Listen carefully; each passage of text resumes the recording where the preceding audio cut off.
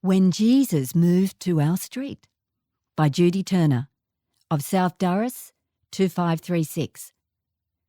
Narrated by Janine Penfold.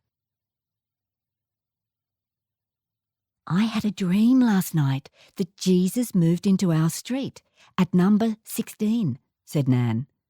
We always look forward to hearing about Nan's dreams while we ate breakfast. She dreamt almost every night and told us that many of her dreams had come true. Like when she married me, Grandad said. Dad, my sister Emma and I moved cities to live with Nan and Grandad after Mum died. Dad was in the Navy and away a lot. I realise now how much the sudden arrival of two small children must have disrupted my grandparents' lives, but they did their best to make up for the loss of our mum. Nan cooked her special things and Grandad told his stories. We were the only children in a street of old people, a mixture of Aussies and migrant Italians and Greeks. Then we had some new arrivals, a family from Lebanon and one from India, both with two teenage kids. Variety's the spice of life, said Grandad. On the afternoon of Nan's dream about Jesus, Emma and I were walking home from school when a battered camper van, painted with flowers, pulled into the driveway of number 16. Emma's mouth dropped open when a tall, bearded man with long hair, loose clothes and sandals stepped out of the van. "You look like Jesus," she said. "Are you going to live here? My Nan dreamt about it last night." Emma didn't pause for breath. "I'm Emma and she's Judy. I'm 5 and she's 9. We live at number 12. "Pleased to meet you," said the man. "I'm Joshua Cummings. This is Mary Ann and our baby, Lily." A woman with brown hair, wearing a long dress and lots of bangles, smiled as she lifted a baby from the van. Emma's head bobbed from side to side as she paddled on. "I'm learning all about Jesus at school. You do look like Jesus. We go to the Catholic school. I'm learning the Lord's Prayer. Our Father, who art in heaven, hallowed be thy name." I gave her a shove. "Come on, Em, we have to go." "Can I take the baby for a walk?" asked Emma. She had 1,000,000 dolls and was constantly taking them for walks in her toy stroller. The woman nodded. "Of course, Emma. We'll go together tomorrow afternoon." Nan wasn't at all surprised when we got home and blabbed out our news. She nodded. "Told you so." "Joshua Cummings, eh?" said Grandad. "Well, he has the right initials." From then on, Joshua Cummings became JC. We all watched number 16 the following months. Eyebrows in the street shot up when JC stayed home to look after the baby while Mary Ann taught at the local high school. JC spread soil and bales of hay around the front and backyards. He told all who made it their business to stop and watch that it was a no-dig garden. Old Mr. Morelli, who grew the best tomatoes and vegetables in the street, shook his head in disbelief. "Crazy hippie ideas."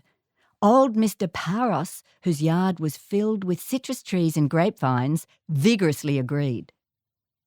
After a week or so, we heard banging from the back of number 16. Emma reported that JC was building a chook shed and had fenced off the end of the backyard so the chooks could free range during the day. Emma was beside herself.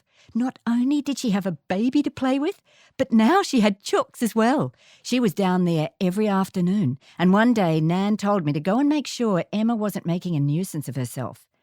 I found her pulling on a pair of gumboots on JC's back veranda. "Mary Ann got me these to wear when I feed the chooks and collect the eggs, so I won't get chook poo on my shoes." She picked up a basket and took off down the yard. The chooks got all excited when they saw Emma coming. "Hello, girls," she said. "Here I am." They all gathered about her, clucking, cackling and nodding their heads.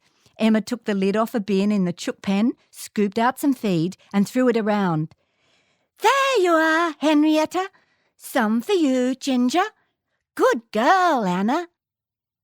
Each year, on the second Saturday in December, Nan organised a Christmas party for everyone in our street.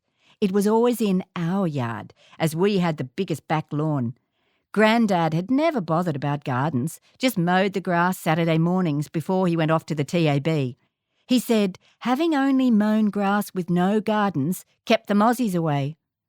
Mr. Morelli and Mr. Paros set up a spit in our backyard with half a lamb.